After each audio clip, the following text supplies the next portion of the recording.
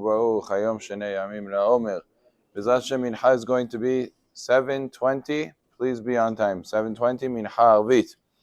The halachot that we want to discuss now is the halachot of renting various things to goyim, utensils to goyim. So there's a big difference between animals versus utensils. A person's animal is not allowed to work on Shabbat.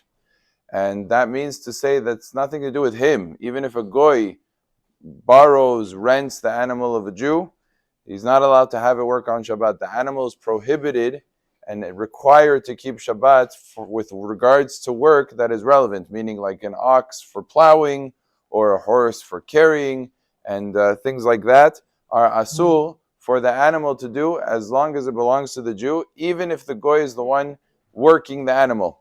However, the utensils of a person, for example, he has a plow, or he has a tractor, or he has a taxi, and he wants the goy to drive. The goy is renting the car for, let's say, the whole week, and he wants to use it on Shabbat in order to drive it around. Even if it's a car that belongs to a Jew, it's not a violation. Even if he only rents it to him, essentially, on Shabbat. Let's say he only rents it to him on Shabbat.